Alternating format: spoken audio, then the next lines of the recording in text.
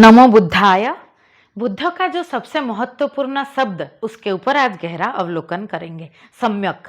बुद्ध के अष्टांग मार्ग में सम्यक जुड़ा हुआ है। सम्यक जब तक नहीं घटा, 8 का 8 मार्ग व्यर्थ है।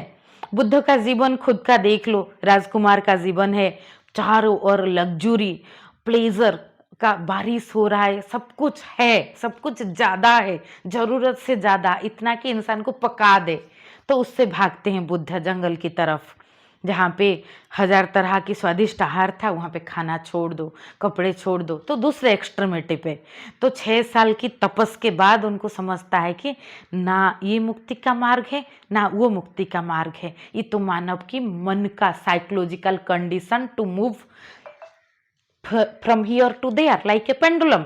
इधर एक्सट्रीमिटी में चला गया, भोग की प्राचुर्य में उसमें उसे मुश्किल हुआ, उसे एक तरह का विरक्त भाव आ गया, तो वो त्याग के प्राचुर्य में चला गया। त्याग कोई इधर सहज खिला नहीं उसमें, ये एक एक्सट्रीमिटी का बाई प्रोडक्ट बना। वैसे त्याग में कोई जन्म से किसी परिवार, किसी बच्चा को सन्यासी कर लो, और उसने बहुत कठिन जीवन जिया, फिर हो सकता है वो दूसरा एक्सट्रीमिटी में जा सकता है। बहुत चांस है, अगर उसको सम्यक का समझ नहीं घटा। अगर कोई ऐसा नहीं कर रहा है तो उसको सम्यक का समझ घटता है। डाइटिंग का देख लो, आप बहुत ज़्यादा खाना पीना पे रोक लगा के शरीर को सुखा दो, फिर you will feel a strong desire for different type of tasty food. तो फिर उसमें आप जाओगे। फिर उसमें मेरी एक दोस्त गोवा गई थी, वो बोली कि गोवा 3-4 दिन मैंने उपवास किया था कि थोड़ा वेट कम करूँ। गोवा जाके फिर 2 दिन खाया, तो वो जितना कम हुआ था उससे डबल बढ़ा। तो इस तरह की चीज़ें होगा। इट इज़ ए लूप, जब तक आप सम्यक आहार को नहीं समझोगे। और कोई भी चीज़ में डेफिशिएंसी हुआ है, एक एक्सट्रीमिटी में गया है, तो इसका रिजल्ट भरपाई हम दूसरे एक्सट्रीमिटी में जाके नहीं कर सकते, हमको बीच में आना पड़ेगा। Truth is somewhere in between. जैसे वुमेन लिबर्टी को ले लो, वुमेन लिबर्टी में लड़कियों को पढ़ने लिखने नहीं दिया, बहुत कंजर्वेटिव हुआ लड़कियों के साथ। तो इसका मतलब नहीं है कि अदर एक्सट्रीमिटी में जाके अभी ये बहुत समस्या, ये भी समस्या हो रहा है। Women is trying to be a man. Man and women different है, तो आप ट्राई करो तो भी आप खरबकाय बनोगे। जैसे तब भी मुश्किल था, अब भी मुश्किल, तो आपको हार्मोनी में आना पड़ेगा। तो आपको स्वाधीन नारी स्वाधीन पुरुष का विकास होगा, तो फिर दोनों एक दूसरे के साथ अच्छे से रह सकते हैं। तो ये एक एक्सट्रीमिटी दूसरे एक्सट्रीमिटी को अगर जन्म देता है, तो ये समाधान नहीं है। It is from one wrong to another wrong, you have to come in between. So मैं बुद्ध को भी जितना पढ़ रही हूँ, मुझे उतना अमेजिंग लग रहा है। क्या साइंटिफिक धर्म है, रिलीजन है, कि मानव का ना वो ईश्वर के अस्तित्व को स्वीकार करते हैं, ना नकारते हैं। तो इसमें कुछ पता नहीं है, तो अज्ञेय भाव भी रखते हैं। जो चीज़ को हम प्रमाणित नहीं कर सकते, उसको गलत भी नहीं बोल सकते। जो चीज़, जैसे बहुत लोग प्रत्यक्ष प्रमाण में इतना जाते हैं। 2-3 दिन पहले कुछ दोस्तों के साथ नियर डेथ एक्सपीरियंस की बात हो रहा था, कि कोई मित्र बोले कि मैं तो ये सब चीज़ को ऐसा नहीं मानता। मानना ना मानना अलग बात है, बाकी कोई चीज़ को हम जानते नहीं, तो उसमें हम कह नहीं सकते कि ये नहीं है, ऐसा नहीं कह सकते, ये है ऐसा भी नहीं कह सकते।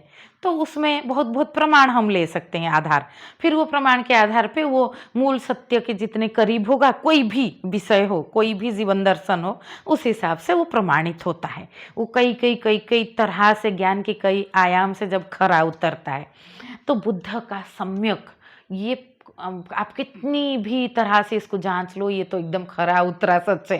जैसे खाने पीने में हम कितना लड़ते रहते हैं, मैं तो मूल में खाने पीने से ही शुरू करती हूँ, कि कभी ज़्यादा खा लो, फिर तनाव में आ गए कि नहीं ज़्यादा खा लिया वेट बढ़ जाएगा, शरीर के लिए अच्छा नहीं है, फिर उपवास रहो। मतलब ये साइड, हाँ, ये नहीं होता कि चाहे बुफे लगा हो, बहुत सारे अवेलेबिलिटी हो, मुझे जितना चाहिए मुझे उतना खाना है, वो मुश्किल है। मध्यम पंथा आसान नहीं है। हार्मोनी में आना, बैलेंस में आना, ये जो है मुश्किल व्यापार है। और ये कुंजी है, ये चाबी को खोल देने से सभी समस्या का समाधान हो जाता है। कोई भी चीज़ में, कोई भी संसार और संन्यास का तनाव मिट जाएगा। संसार को, कोई व्यक्ति संसार से इतने डरे हुए हैं कि जैसे संसार उनको काट लेगा। तो इससे ये सिद्ध होता है कि आपके अंदर संसार ज़्यादा है, आप इतना डरे हुए हो। कोई किसी को ज़बरदस्ती संसार में काट नहीं सकता। और कोई विरक्त होके भाग रहे हैं संन्यास होके, फिर उनको ये डर है कि कहीं हमें संसार ने जकड़ ना ले, वो भागते ही रह रहे हैं, वो भागती रह रहे हैं।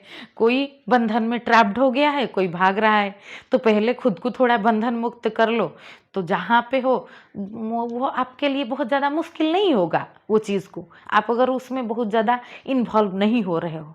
आँख ना बंद करना है, ना आँख फाड़ के ऐसे करना है कि आँख फट जाए, सम्यक दृष्टि रखना है, ना किसी को नीचा देखना है, ना किसी को ऊपर देखना है, सीधा सामने दृष्टि रखना है, सम्यक दृष्टि, मैत्री भाव से बात करना है। बुद्ध देव ने भी मैत्रीय कॉन्सेप्ट लाया कि हर रिश्ता में मैत्री भाव रहेगा, ना नीचा देखना है ना ऊपर देखना है, सीधा देखना है, एक दूसरे के आंखों में आंख मिला के बात करना है, फिर वो हम ऑब्जेक्टिव ट्रूथ की बात थोड़ा बहुत कर सकते हैं। तो बुद्ध देव ने 2500 साल पहले भी बोल दिया था कि 2500 साल बाद मेरा जन्म होगा मैत्रेय के रूप में। तो मैत्रेय कोई व्यक्ति है या नहीं मुझे पता नहीं, तो ये कॉन्सेप्ट है। कोई भी रिश्ते में आप मैत्री भाव में नहीं उतरते हो तो वो रिश्ता में आप ना कुछ सीख पाओगे ना कुछ सिखा पाओगे, कोई भी लेन देन नहीं हो पाएगा। सीखना और सिखाना हर रिश्ता में ऑटोमेटिक होता ही है, आप चाहो या ना चाहो। हम एक दूसरे को प्रभावित करते हैं, और ये प्रभावित करना अध्ययन ही है ना। हम अपनी चारों ओर से प्रभावित होते हैं, चारों ओर को प्रभावित करते भी हैं, तो ये अध्ययन हुआ या नहीं। तो अध्ययन की नज़र से देखो तो सारा संसार सत्र है, क्षेत्र है, कहीं से भी आप सीख लोगे, अपना तिजोरी भर लोगे। तो ये सम्यक जो है ये जीवन का महत्वपूर्ण विषय है। इसकी कोशिश भी इसको जो व्यर्थ कर देता है कि सम्यक का कोशिश में करूं, तो ये एक उत्पज है, शायद ये एक उद्भव है। It is like blooming of beautiful flower from our navel. जब द्वंद गिरने लगता है, कटने लगता है, तभी ये चीज़ का समझ आता है, नहीं तो उससे पहले माली सींचे सो घड़ा ऋतु आए फल होए।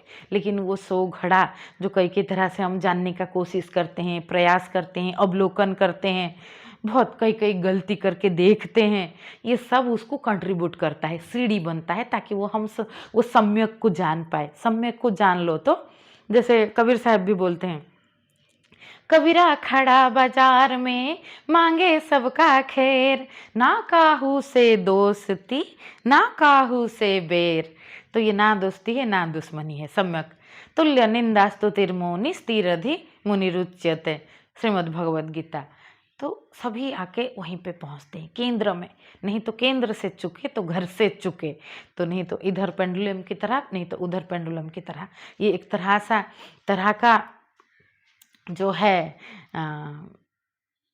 भ्रम, तो वो और एक तरह का भ्रम। जैसे अहंग भाव को देख लो, कोई बहुत जो है अहंग, हम लोग जो अहंग खरीदते हैं हम, ईगो, उससे जीता है। कोई ज़रूरत से ज़्यादा हाथ जोड़ता है कि मैं विनम्र हूँ, क्योंकि उसने पढ़ लिया रट लिया विनम्र नम्रंती फलिनो वृक्षा, ग्रैटिट्यूड होना चाहिए, ह्यूमिलिटी होना चाहिए।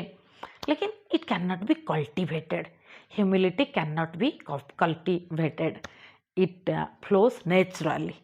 Better to cultivate organic vegetables, don't cultivate humility. ये जो है ये ईगो का उल्टा खड़ा हुआ रूप है।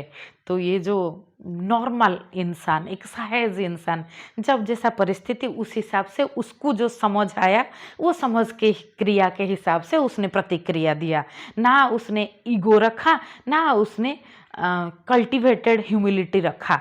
As a natural human being is a natural human being is as provided by mother nature। तो इतना सा जुड़े रहिए। नमस्ते।